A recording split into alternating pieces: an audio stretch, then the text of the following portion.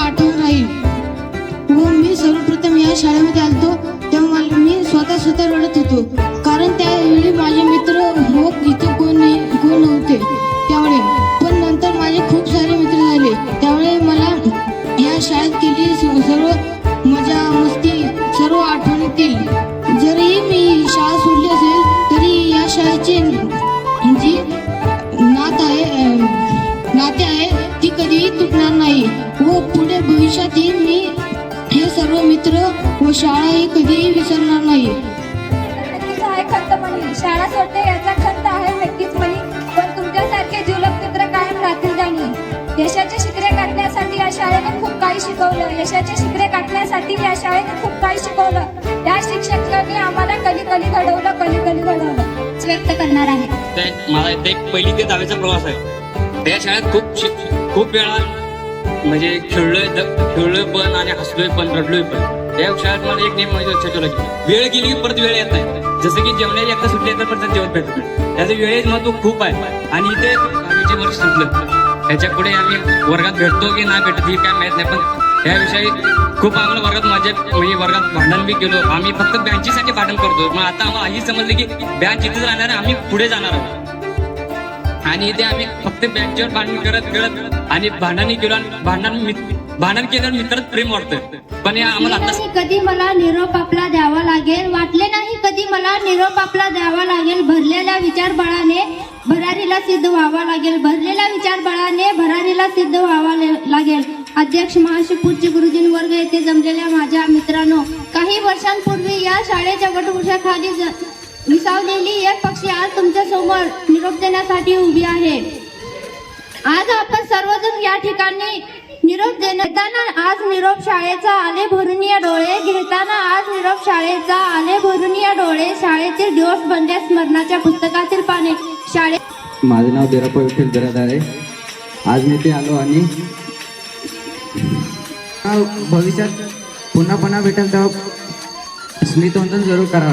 मी या शाळेत पहिल्यांदा आल्यानंतर मला मोठी झाडं 2-3 मजली शाळा मागे हॉस्टेल बघायला मिळालं आणि मी इथे करमणूक होती म्हणून इथे राहायला आल्यानंतर मला 2-3 दिवस गेले आणि करमायला लागल्यानंतर शिक्षकाने शिकवलं की मला कसे राहायचं आणि स्वावलंबी कसं व्हायचं. मित्रांनो, शिक्षकाने मला एक वाक्य सांगितलं होतं, ते वाक्य तुमच्या समोर सांगतो मी. लो हे मी ज क्राईम. कुंभार ज्याप्रमाणे मातीच्या गोळ्याने सुंदर मटके घडवतो, शिल्पकार ज्याप्रमाणे आबडधोबड दगडाने शिल्पे तयार करतो, त्याचप्रमाणे येथील शिक्षकांनी आम्हाला घडवले.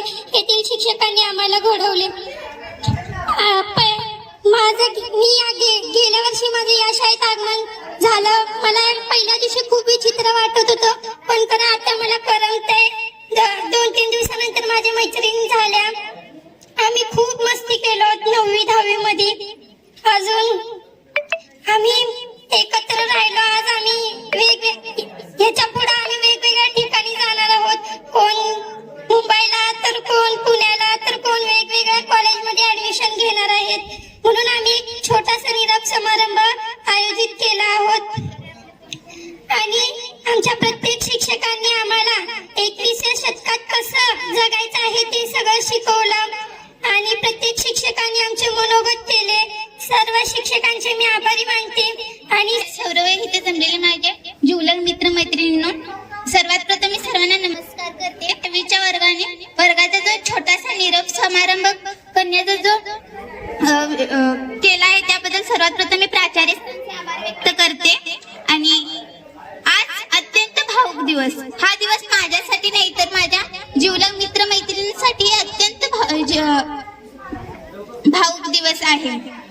मी शाळेत आलेला पहिला दिवस मला अक्षरशः अजूनही आठवतो. त्या दिवशी मी ह्या अगोदर रयत शिक्षण संस्थेत शिकलेली आणि मला ऍडमिशन घेण्यास खूप उशीर झालता. तेव्हा अजून principal sir Ganpati Pawar sir बनले नव्हते. माझं लेट ऍडमिशन असल्यामुळं माझं ऍडमिशन घ्यायचं की नाही ह्याविषयी चर्चा चालू होती. पण गणपती सरांनी त्यावेळेस असं समजवले की आपल्यामुळे एखाद्या विद्यार्थ्यांचं नुकसान कशाला व्हायला पाहिजे. तसे माझं ऍडमिशन झालं. मी सुरुवातीचे काही थोडेफार दिवस अनोळखी असल्यामुळे मला करमत नव्हतं, राहू वाटत नव्हतं. आपल्या आई वडिलांना पहिल्यांदा दूर राहण्याचा अनुभव होता माझा. तसं वाईट वाटायचं, मम्मी पप्पांच्या आठवणी यायची. पण एक गोष्ट समजली, आपल्याला ओळख असलेल्या व्यक्तीसोबत राहण्यापेक्षा अनोळखी व्यक्तीसोबत ओळख करून राहण्यात खरा आनंद असतो. हा जीवनातला माझा पहिला अनुभव होता. कारण मी रयत शिक्षण संस्थेत आमच्या शाळेमध्ये असं काही नव्हतं. यायचे शिक्षक, यायचे शिकवायचे, न कुठल्या विद्यार्थ्याशी कुणाला काय संबंध, ही गोष्ट आम्ही अनुभवत होतो. पण इथं आल्यापासून हळूहळू आमची 9वी सुरू झाली. असं असतं ना, प्रत्येक शिक्षक ना थोडे एकसारखं असतात. कोण कडक असतात तर कोण आईसारख्या प्रेमळ मनाचे असतात. वरून जर कठोर दिसणारे शिक्षक खरं म्हणजे आतून खूप म्हणजे खूप प्रेमळ असतात. तसे म्हणलं तर आम्ही शिंदे सरांना पहिला खूप घाबरत होतो. घाबरता असं समजायला लागले की आम्ही उगाच त्यांना घाबरतो. आमच्या मनात उगाच त्यांच्याबद्दलची भीती आहे. ती भीती हळूहळू आमची कमी झाली. मग त्यांच्याकडे पाहण्याचा दृष्टिकोन बदलला. आणि 10वी मध्ये जेव्हा 9वी मध्ये आम्ही येणार होतो तेव्हा त्याच्या अगोदर चौगुले सर आणि गुले सर आमच्या वर्गावर एकदा दोनदा आले होते. तेव्हा पाहण्याचा दृष्टिकोन आणि आता त्यांच्याकडे पाहण्याचा दृष्टिकोन याच्यामध्ये खूप फरक आहे. तेव्हा फक्त नवीन शिक्षक आहेत, कसे शिकवतील, काय म्हणतील, आपण त्यांना कसं बोलावं, आपण त्यांच्याबद्दल काय व्यक्त करणार आहोत हे तेव्हा समजलं नव्हतं. पण आज असं वाटतंय की प्रत्येक गोष्ट अनुभवल्याशिवाय त्या गोष्टीचा अगोदरच विचार करणं हे आपलं चुकीचं ठरतं. आणि आजच्या दिवशी जिथं आम्ही आज खडे आहोत निरोप समारंभासाठी, काही वर्षापूर्वी शिक्षक विद्यार्थी म्हणून उभेच होते. आणि ह्यापुढे आमचे विद्यार्थी म्हणजे जेव्हा आम्ही शिक्षक बनू त्यांचाही हा दिवस येणार आहे. फक्त एकाच गोष्टीची खंत आहे की बघता कसे दिवस निघून गेले हे कधी समजलंच नाही. असं अजून ह्याचं थोडं आश्चर्य वाटतं की आम्ही 1 वर्ष पूर्ण कंप्लीट केलं. ते म्हणतात ना, जसं झाड मोठं होईल त्याची पाने पिकतात, पाने पिकल्यानंतर त्या पाण्याची पानगळी करून नवीन पानाची पानफुटी तयार होते. तसंच सर्व विद्यार्थी आणि शिक्षकांचं असतं. आज पहिल्या दिवशी जी मुलं मागं बसत होती आज ते हमखास पुढे येऊन पहिल्या बेंचवर बसतात. कारण काय, आमच्यामध्ये आलेला आत्मविश्वास. त्या प्रत्येक शिक्षकाने आमच्यामध्ये इतका आत्मविश्वास आज भरला आहे की आम्ही पुढच्या भविष्यामध्ये कोणतीही गोष्ट स्वावलंबी होऊन आम्ही करू शकतो. तसं बोलायला गेलं तर आम्ही 10वीच्या वर्गामध्ये मजा मस्ती खूप केली. मग सकाळी आल्यापासून राष्ट्रगीत, प्रार्थना म्हणली तर कोण पुढे थांबणार, कोण मागं थांबणार. या गोष्टीचा मुलांमध्ये हा विषय होत नसला तरी मुलींमध्ये हा विषय होतो की माझी हाईट जास्त आहे, माझी हाईट कमी आहे, मी पुढे थांबणार, मी मागं थांबणार. तसं आमच्यामध्ये तसे 2-3 वेळा वादावाद पण व्हायचे, पण एवढं काही वाटत नव्हतं. कारण त्यावेळेस कसं खेळ मस्ती वाटायची की आज आपण पुढे थांबलोय, नाही बाबा दररोज पुढेच थांबलं पाहिजे. कोण भांडण केलं का नाही मला माहित नाही, पण मी दररोज भांडण करत होती. मग वर्गात गेल्यानंतर शिक्षकाने यायला थोडासा उशीर झाला, उगाच दंगामस्ती करायची, कुणाशी बोलत बसायचं. अभ्यास ही गोष्ट आम्हाला सुरुवातीला समजलीच नाही. अभ्यास काय असतं हे कधी आम्ही पाहिलंच नाही. पण जसे जसे दिवस गेले, दिवाळीनंतरचा प्रवास आमचा खूप आनंददायी ठरला. कारण दिवाळीनंतर ना आम्ही प्रत्येक विद्यार्थी स्वतःला ओळखू लागलो, स्वतःच्या मित्रमैत्रिणींना ओळखू लागलो. सुरुवातीच्या दिवसाला असं काय वाटत नव्हतं, हा बाबा तो कोण आहे, ही कोण आहे, मला काय करायचंय त्यांच्याबद्दल. पण आता जसं असं समजायला लागले की त्यांना सोडून आपण वेगळ्या शाळेत जाणार, आतापर्यंतचा प्रवास आपण त्यांना सोडणार, त्यांच्यासोबतचा घालवलेला क्षण हा परत भेटू शकणार नाही. असं म्हणतात की आठवण ही मनामध्ये अशी एक कप्पा आहे जो फक्त मागे वळून पाहिलं तर बघता येतं, आठवता येतं, पण त्या गोष्टीचा अनुभव कधीच घेता येत नाही. आणि म्हणायचं झालं तर तसं मला रयत शिक्षण संस्थेत शिकून आल्यामुळे जास्त असा अनुभव नव्हता की बाकीच्या शाळा कशा असतील. मी कर्मवीर भाऊराव पाटील यांच्या रयत शिक्षण संस्थेत शिकलेली होती. सुरुवातीला आम्हाला असं वाटायचं हा बाबा तिथे जसे शिक्षक होते असेच इथे शिक्षक असणार आहेत. पण इथं समजलं जेव्हा आपण आई वडिलांना सोडून येतो आई वडिलांना सोडून आल्यानंतर ना जे शिक्षक हित शिकवतात, ज्याप्रमाणे काळजी घेतात, ज्याप्रमाणे आपल्याला मोठं करायचा प्रयत्न करतात, त्याप्रमाणे वेगळ्या शाळेत कोटे म्हणजे कोटे सुद्धा करू शकत नाही. तसं म्हणायला गेलं तर मी वसतिगृहात राहते. वसतिगृहामध्ये आमच्या संगीता मॅडम, लता मॅडम आणि मेन म्हणजे आमचे principal sir Ganpati Pawar sir, त्यांनी कधी आम्हाला आई बाबांची कमतरता काय असते हे कधी आम्हाला जाणवूच दिली नाही. प्रत्येक गोष्ट आम्हाला काही कमी पडलं त्यांनी लगेच आम्हाला ती गोष्ट दुसऱ्या दिवशी आणून दिलेलीच आहे. आणि राहिला विषय तर आमच्या मित्रमैत्रिणींचा, पुढे भविष्यामध्ये त्यांना खूप मोठं व्हायचंय. आणि आमच्या वर्गामध्ये आम्ही इतकं शिकलो आहे की कोण एकसारखं नसतं. मान्य सगळ्यांना डोळे, नाक, कान एकसारखे आहेत, पण प्रत्येकाचा विचार करण्याचा, बोलण्याचा आणि काहीतरी नवीन करून देण्याचं काहीतरी कौशल्य असतं. त्यामुळे मला असं वाटत नाही की पुढे जाऊन आमच्या मित्रमैत्रिणींना कशाची कमतरता येईल. ते स्वतः स्वावलंबी होतील, स्वतःच्या पायावर खडे राहतील आणि काहीतरी नाव, कौशल्य, त्यांच्यामध्ये जे कौशल्य आहे ते करून दाखवतील. आणि एक दिवशी असं येईल की ह्या शाळेचे नाव इतके मोठे करून दाखवतील की त्या दिवशी आमच्या ह्या शिक्षकांना आमच्यावर खूप अभिमान वाटेल. धन्यवाद.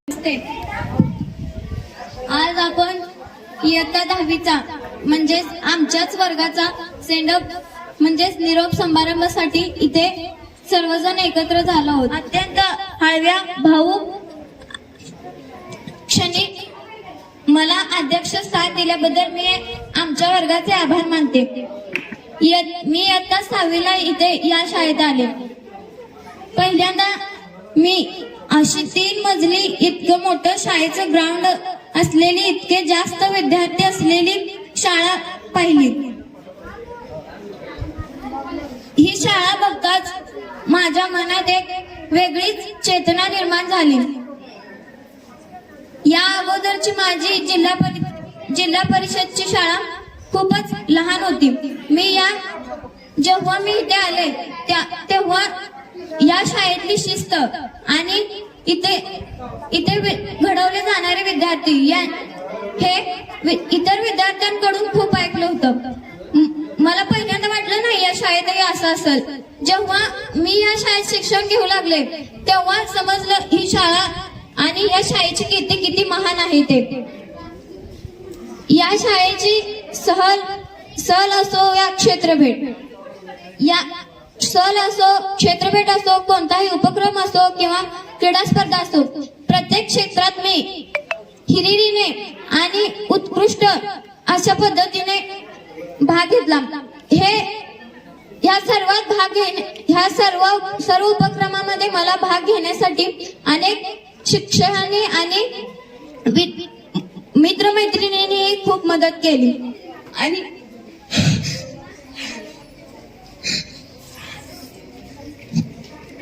तेव्हा पुस्तक संपता 10वीचं वर्ष संपलं हे कळलं नाही.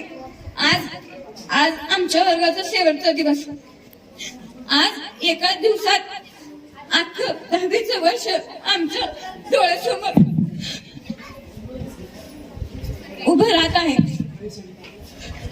सांगण्यासारख्या आठवणी अशा भरपूर आहेत, पण वेळेअभावी मी इथेच थांबते व आमच्या वर्गाला पुढे जाण्यास खूप शुभेच्छा देते व येणाऱ्या 10वीच्या वर्गाला म्हणजे आता चालू असलेल्या इयत्ता 9वीच्या वर्गाला 10वीत येण्यासाठी व 10वीत आल्यानंतर जे काही अनुभव घ्याल त्यासाठी खूप शुभेच्छा देते.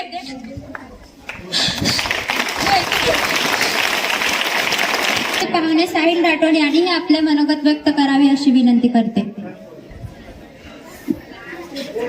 माध्यमिक आश्रम प्रशाला बालनगर येथे आम्ही निरोप समारंभ कार्यक्रम आयोजित केला आहे आणि याच्यामध्ये मला प्रमुख पाहुणे बनवला. याच्याबद्दल मी आमच्या शिक्षकांचा आणि माझ्या मित्रांचा आणि विद्यार्थ्यांचा सगळ्यांचा आभार मानतो.